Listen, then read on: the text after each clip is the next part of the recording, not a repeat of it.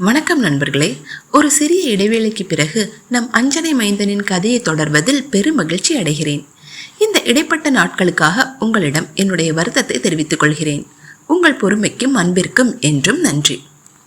கடந்த அத்தியாயத்தில் ராமபிரானை தேடி அயோத்திக்கு வந்த அனுமனுக்கு ஒரு சாதாரண மனிதனின் உருவத்தில் துணையாக வருகிறார் சிவபெருமான். சிவானந்த ஐயா என்ற பெயரில் அனுமனுடன் பழகிய அந்த ஈசன் அனுமனின் ராமபக்தியை கண்டு சிலிர்த்து போகிறார். இறுதியில் ராமரை சந்திக்க அரண்மனைக்கு செல்லும் முன்பு தன் பிரபுவுக்கு அன்பளிப்பாக வழங்க ஒரு அழகான மலர் மாலை தொடுக்க எண்ணுகிறான் அனுமன். அதற்காக நறுமணம் வீசும் மலர்களை தேடி அனுமன் செல்கிறான். இனி என்ன நடந்தது? அங்கு அவனுக்கு என்ன விதமான சவால்கள் காத்து கொண்டிருந்த என்பதை பார்ப்போம். கதைக்குள் போவோமா? சிவபெருமான் மாருதியை அழைத்து அருகில் இருக்கும் ஒரு கோவில் சந்தைக்கு சென்று பூமாலை வாங்கி வருமாறு கோருகிறார். மாலை தயாரிக்க நேரம் எடுக்கும் என்பதால் தனது ஆராதனைக்குரிய ஸ்ரீராமரை சந்திப்பதில் தாமதம் ஏற்படும் என்று அனுமன் கவலைப்படுகிறான். அதற்கு சிவானந்த ஐயா பக்தி மற்றும் வழிபாட்டின் முக்கியத்துவத்தை அவருக்கு கற்றுக் கொடுக்கிறார். இறைவனை பார்க்க செல்லும் பொழுது வெறும் கையோடு செல்லக்கூடாது என்று விளக்குகிறார். மேலும் ஸ்ரீராமரை வியந்து பாராட்டும் அளவுக்கு கொண்டு செல்லும் பூக்கள் மிகவும் அழகாகவும் நறுமணம் மிக்கதாகவும் இருக்க வேண்டும் என்று கோருகிறார். இதை ஏற்றுக்கொண்ட அனுமன் அந்த பணியை முடிக்க ஆவலுடன் புறப்படுகிறான். இதையெல்லாம் கவனித்துக் கொண்டிருந்த இந்திரதேவன் அனுமன் இந்த மாலையை செய்வதில் வெற்றி பெற்றால் அவன் கண்டிப்பாக ஸ்ரீராமரை சந்தித்து விடுவான் என்று உணர்கிறார். இந்த சந்திப்பு நிகழ்ந்தால் ஒரு மாபெரும் விதியே நிறைவேறிவிடும் என்பதால் அதை தடுக்க இந்திரதேவன் முடிவு செய்கிறார். எப்படியாவது இந்த மாலை தயாரிப்பதை முழுமையடையாமல் தடுக்க வேண்டும் என்று அவன் திட்டமிடுகிறார். அனுமன் ஒரு பூ வியாபாரியை கண்டுகொள்கிறார். ஆனால் சிறந்த பூக்கள் அனைத்தும் ஏற்கனவே விற்கப்பட்டு விட்டன என்று அந்த பூ வியாபாரி சொல்லவே அனுமன் வருத்தமடைகிறான். அங்கிருந்து 3 மைல் தொலைவில் உள்ள ஒரு தோட்டத்தில் மட்டும்தான் அத்தகைய மலர்கள் கொண்ட ஒரே ஒரு மரம் எஞ்சி இருப்பதாக அவனுக்கு தெரியப்படுத்துகிறார். ராமரை சந்திக்கும் அவசரம் இருந்தாலும் அனுமன் அங்கே சென்று தூய்மையான மலர்களை தானே பறித்து மாலை தொடுக்க வேண்டும் என்று ஆசைப்படுகிறான். பூக்கள் இருக்கும் மரத்தை அழிப்பதற்காக இந்திரதேவன் தனது தெய்வீக யானையான ஐராவதத்தை அனுப்புகிறார். ஹனுமன் அந்த தோட்டத்திற்கு வந்த பொழுது யானை மரங்களை வேரோடு பிடுங்குவதை கண்டு அதிர்ச்சி அடைகிறான். அது ஒரு சாதாரண விலங்கு அல்ல என்பதை அவன் புரிந்து கொள்கிறான். அந்த விலங்கு மாலை தயாரிக்கும் தனது ஒரே நம்பிக்கையை தகர்த்து கொண்டிருந்தாலும் அது ஒரு காட்டு விலங்கு என்பதால் அதற்கு எந்த தீங்கும் விளைவிக்க கூடாது என்று அனுமன் நினைக்கிறான். அமைதியான முறையில் அதனுடன் பேச முயல்கிறான். தனது சக்தியை பயன்படுத்தி யானையை காயப்படுத்த விரும்பாத ஹனுமன் அதை அமைதியான முறையில் தடுக்க முயற்சிக்கிறான்.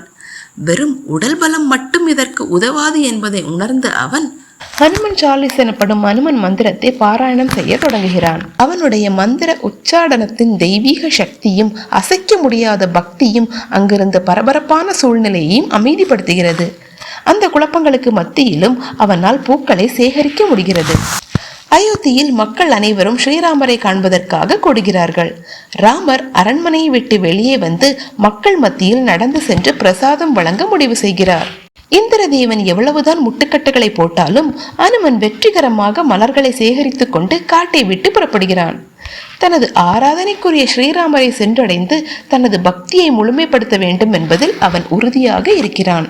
அனுமன் அயோத்தியின் நுழைவாயிலை வந்தடைகிறான். அப்பொழுது அவனுக்குள் ஒரு தார்மீக குழப்பம் ஏற்படுகிறது. யாரும் அறியாமல் ரகசியமாக உள்ளே நுழைவதா அல்லது முறைப்படி விதிகளை பின்பற்றி செல்வதா என்று யோசிக்கிறான். தனது ஆராதனைக்குரிய இறைவனை காண்பதற்காகவே என்றாலும் தர்மத்தின் பூமியான அயோத்தியில் விதிகளை மீறுவது தவறானது என்று அவன் முடிவு செய்கிறான். தொடக்கத்தில் அங்கிருக்கும் காவலர்கள் அனுமனை ஒரு சாதாரண அடங்காத வானரன் என்று நினைத்து உள்ளே விடாமல் தடுக்கிறார்கள். ஆனால் அனுமனுடன் வந்திருக்கும் சிவானந்த ஐயா இடையில் புகுந்து அனுமனின் தீவிர பக்தியை பற்றி காவலர்களிடம் எடுத்து கூறி அவர்களை சம்மதிக்க வைக்கிறார். அதன் பிறகு அனுமன் நகரத்திற்குள் நுழைய அனுமதிக்கப்படுகிறான். அயோத்தியின் புனித மண்ணில் கால் பதித்ததும் அனுமன் சொல்லனா உணர்ச்சி பெருக்கில் மூழ்குகிறான். ராமர் வாழும் அந்த புனித பூமியையும் நகரத்தையும் போற்றி ஸ்லோகங்களை உச்சரிக்கிறான். இத்தகைய தெய்வீக இடத்தில் இருப்பதையே பெரும் பாக்கியமாக கருதுகிறான். வீதிகளில் நடந்து செல்லும் பொழுது ராமர் என்ற அழியாத ரத்தனத்தை நான் செல்வமாக பெற்றுக்கொண்டேன் என்று பாடலை பாடி ராமரின் அருகாமையே தனக்கு கிடைத்த மாபெரும் செல்வம் என்பதை வெளிப்படுத்துகிறான். அப்போது ஒரு மர்மமான அமானுஷ்ய குரல் அனுமனிடம் பேசுகிறது. அவனுடைய உண்மையான சோதனை இப்பொழுதுதான் தொடங்கியுள்ளது என்று அது எச்சரிக்கிறது. ராமரை சந்திப்பது அவனது ஆழமான ஆசையாக இருந்தாலும் அங்கு கூடியிருக்கும் பெரும் பக்தர்களின் கூட்டத்தில் அந்த பாதை அவ்வளவு எளிதாக இருக்காது என்பதை அக்குறள் கூறுகிறது. அங்கு திரண்டிருக்கும் பிரம்மாண்டமான மக்கள் கூட்ட நெரிசலில் அனுமன் வழி தெரியாமல் தவிக்கிறான். தனது ஆராதனைக்குரிய இறைவனின் அருகில் செல்ல முடியாமல் திணறுகிறான். எப்படியாவது கூட்டத்தை முட்டித்தள்ளி கொண்டு முன்னேற முயல்கிறான். ஆனால் அவனால் ராமரை ஒரு சில நொடிகள் மட்டுமே லேசாக பார்க்க முடிகிறது. தனக்கு வழிகாட்டும் சிவானந்த ஐயாவிடம் உதவி கேட்கிறான். ஆனால் அவர் அனுமனுக்கு ஒரு சவாலை வைக்கிறார்.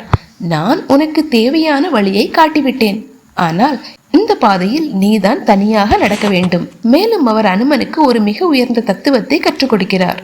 மனிதர்கள் தங்கள் கர்மாவிற்கு மட்டுமே பொறுப்பானவர்கள், ஆனால் அதற்கான பலன் அந்த இறைவனின் கைகளில் தான் உள்ளது என்று விளக்குகிறார். இறுதியாக சிவானந்த ஐயா உன்னுடைய விடாமுயற்சியின் மூலம் உனது இலக்கை அடைவாய் என்று ஊக்குவிக்கிறார். தான் ஆசையாக தயாரித்த பூமாலையை ராமருக்கு சமர்ப்பிக்க அனுமன் முயலும் பொழுது அங்கிருந்த பாதுகாப்பு படையினர் அவன் ஏதோ வம்பு செய்ய வந்திருப்பதாக தவறாக புரிந்து கொள்கிறார்கள். அவர்கள் அனுமனை அங்கிருந்து வலுக்கட்டாயமாக அகற்ற முயலும் தருணத்தில் அரச குடும்பத்தினர் தலையிடுகிறார்கள். அந்த சிறுவனின் உண்மையான பக்தியையும் தனது தாயையும் இறைவனையும் தேடி வந்திருக்கும் அவனது புனிதமான தேடலையும் அரச குடும்பத்தினர் கண்டுகொள்கிறார்கள். அவன் ஒரு சாதாரண வானரன் அல்ல, ஒரு தெய்வீக குழந்தை என்பதை அவர்களால் உணர முடிகிறது. தனது ஆராதனைக்குரிய இறைவனை தேடுவதே வாழ்க்கையின் உண்மையான நோக்கம் என்ற உன்னத புரிதலுடன் இந்த எபிசோட் நிறைவடைகிறது. ஸ்ரீராமரை நேருக்கு நேர் சந்திக்க வைக்கும் தனது விதியை எதிர்கொள்ள ஹனுமான் இப்பொழுது முழுமையாக தயாராகி உள்ளான். மீண்டும் அடுத்த பதிவில் சந்திப்போம். நன்றி, வணக்கம். ஹனுமந்தராயா, வானர ரூபா, ராமசகாயா, உன் பாதம் சரண்.